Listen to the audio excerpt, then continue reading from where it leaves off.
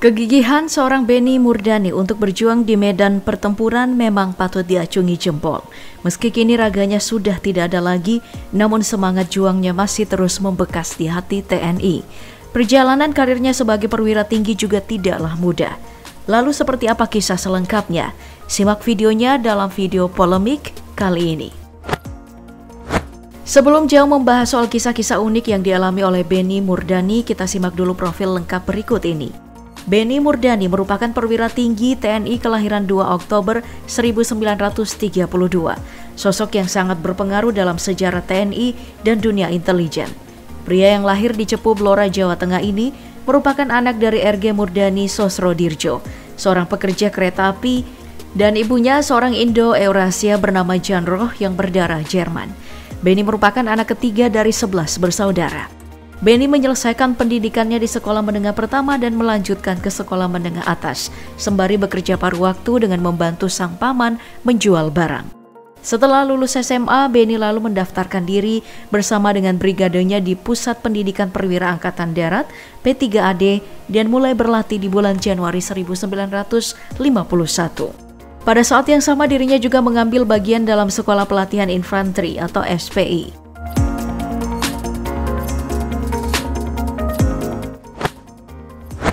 Pria bernama lengkap Jenderal Leonardus Benyamin Murdani atau lebih dikenal dengan Benny Murdani. Benny sebenarnya sudah memulai perjuangannya di medan perang bahkan di usianya yang masih 13 tahun. Saat itu, Cikal Bakal ABRI dibentuk. Benny lalu bergabung dengan tentara pelajar yang berada di bawah otoritas dari Brigade ABRI. Dirinya lantas mengambil bagian dan selalu menjadi yang terdepan untuk bertempur melawan penjajah di masa revolusi kemerdekaan hingga penumpasan pemberontakan bersenjata. Di usianya yang masih sangat belia itu, Benny Murdani sudah berani menyusup ke markas Belanda untuk mencari tahu rencana-rencana mereka. Untungnya, kemampuan Benny berbahasa Belanda cukup membantunya menjalankan profesi sebagai mata-mata.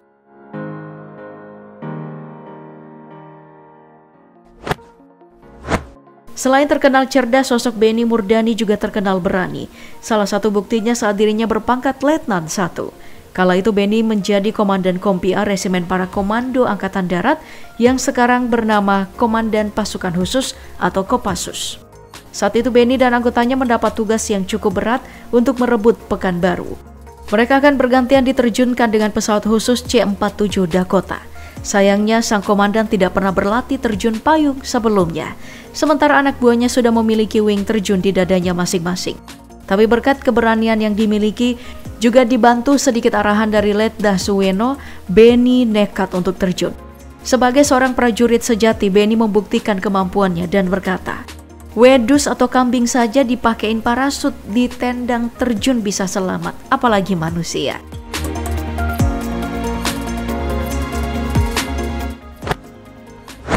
Kisah unik dan menarik selanjutnya dari Benny Murdani adalah ketika dirinya nyaris tertembak oleh pasukan elit Inggris atau The Special Air Service.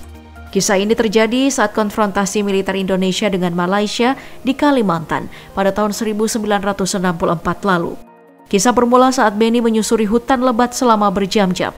Misi penyusupan ini sendiri adalah untuk membuka jalur bagi pasukan induk AD yang bertugas menyerbu Malaysia. Selain menyusuri hutan, Benny dan pasukannya juga melintasi sungai dengan perahu. Tapi perasaan tidak enak mulai menghampiri Benny. Dirinya sudah mewanti-wanti pasukan Inggris yang menyusup dari berbagai arah. Benar saja, rupanya pasukan Inggris benar-benar menghadang mereka di seberang sungai dan siap-siap memberondong Benny dengan peluru. Tapi nasib baik berpihak padanya, tidak satupun peluru ditembakkan ke arahnya. Benny dan pasukannya bisa lolos dari situasi yang mencekam tersebut. Barulah 12 tahun setelah kejadian tersebut, Benny menemukan jawaban mengapa peristiwa itu terjadi. Ternyata tim SAS tidak boleh menembaki Benny lantaran akan mengganggu datangnya kapal perang Ratu Elizabeth. Jika terjadi aksi saling tembak, maka akan membuat perjalanan kapal perang tersebut menjadi terganggu. Tetapi tetap saja, saat Benny dan pasukannya sudah lolos, ternyata kapal perang itu juga tak kunjung datang.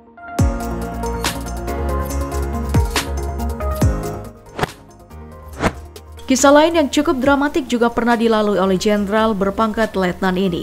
Bukan lagi di medan perang tapi di ruang biliar milik Presiden Soeharto. Kejadian ini bermula saat keduanya sedang bermain biliar di kediaman milik Presiden Soeharto di Jalan Cendana, Jakarta. Suasana yang tadinya cair berubah menjadi panas saat Beni menyampaikan saran kepada Presiden yang menjabat terlama itu. Dirinya menyinggung soal bisnis anak-anak Presiden yang saat itu banyak mendapat sorotan dari masyarakat. Saya katakan kepada beliau untuk menjaga keamanan Presiden. Memang sudah cukup untuk 1 batalion Pas Pampres, tetapi untuk pengamanan politik Presiden mutlak harus didukung oleh keterlibatan keluarga dan juga dari Presidennya sendiri, ujar Beni kepada Presiden. Namun ternyata perkataan Beni tersebut tidak disambut baik oleh Presiden Soeharto. Dirinya lantas berhenti bermain biliar, meninggalkan Beni di sana dan langsung masuk ke kamarnya. Bukan hanya itu, Kopassus yang dulunya bernama Resimen Para Komando Angkatan Darat juga pernah menyarankan Presiden Soeharto untuk mangkir dari jabatannya yang sudah 20 tahun itu. Hal ini diceritakan oleh Laksamana Sudomo bahwa Beni memberikan saran kepada Presiden untuk mempertimbangkan untuk secara sukarela melepas jabatannya. Rupanya Presiden Soeharto lagi-lagi marah menanggapi saran dari pembantu setianya itu. Namun karir Beni saat itu tak berakhir begitu saja. Sudomo melanjutkan kisah unik berikutnya. Setelah sidang umum MPR 1988 selesai dan Presiden Soeharto kembali terpilih jadi presiden, Sudomo menghadap sang presiden. Sudomo bermaksud merayu presiden agar tidak menyingkirkan Murdani begitu saja. Perwira tinggi TNI AL tersebut menceritakan sebuah kisah kepada presiden. Bapak masih ingat nasib Presiden Republik Korea, Jenderal Chung Hee? Presiden Soeharto lantas menjawab, ada apa dengan dia? Laksamana Sudomo lalu melanjutkan ceritanya. Bapak ingat, karena berselisih pendapat, Jenderal Park kemudian diundak makan oleh bekas kepala intelnya. Mungkin dia menduga anak buahnya tersebut akan meminta maaf. Ternyata Jenderal Park langsung didor. Meski tidak menyebut nama Jenderal Murdani, tetapi Sudomo yakin Presiden Soeharto akan memikirkan hal yang sama dan takut kisah yang sama terjadi kepada dirinya juga. Akhirnya, 3 minggu setelah SU MPR cukup lama untuk menyusun nama-nama kabinet. Dan ternyata nama Beni Murdani muncul sebagai Menteri Pertahanan dan Keamanan atau Menhankam. Beni Murdani pun baru tahu jika dirinya diangkat menjadi menteri lantaran sang presiden sudah jarang menghubunginya, bahkan lewat telepon. Setelah peristiwa tersebut, Beni dipanggil pulang oleh Presiden Soeharto dan diminta ikut mengamankan kunjungannya ke Belanda di tahun 1970.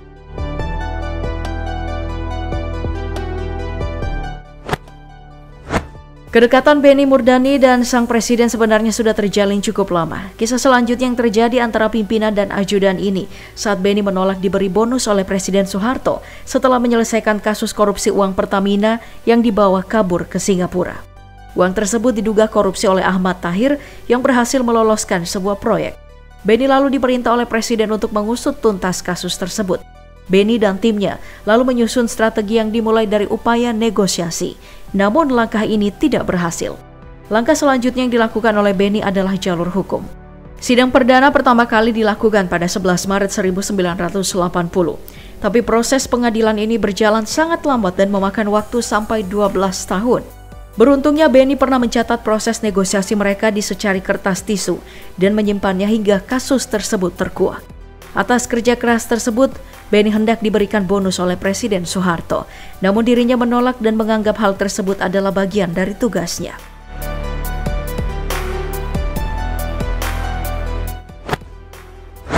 Memasuki usia senja dan karirnya di TNI tidak lagi bisa dilanjutkan.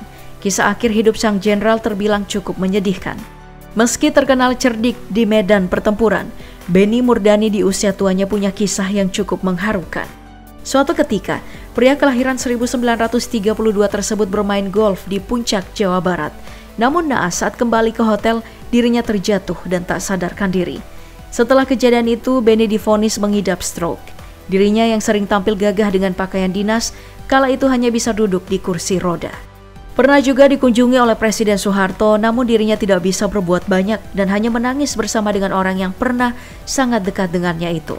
Uniknya, sang jenderal yang sudah diketahui mengidap stroke dan bronkitis tidak bisa berhenti merokok. Suatu waktu, puntung rokoknya yang masih menyala itu terjatuh dan mengenai kaosnya. Namun Murdani hanya bisa berteriak dan menahan rasa sakit.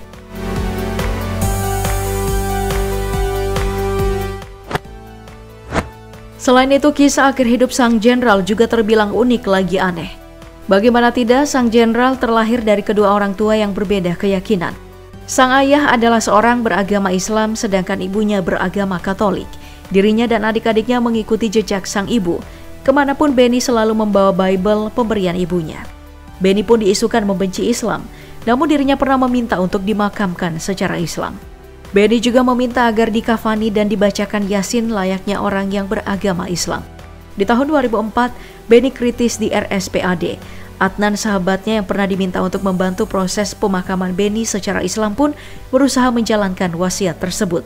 Dirinya terus membacakan syahadat dan istrinya membacakan Yasin di akhir hidup Benny. Tapi masalah muncul saat seorang pastor meminta jenazah Benny agar tidak dikafani.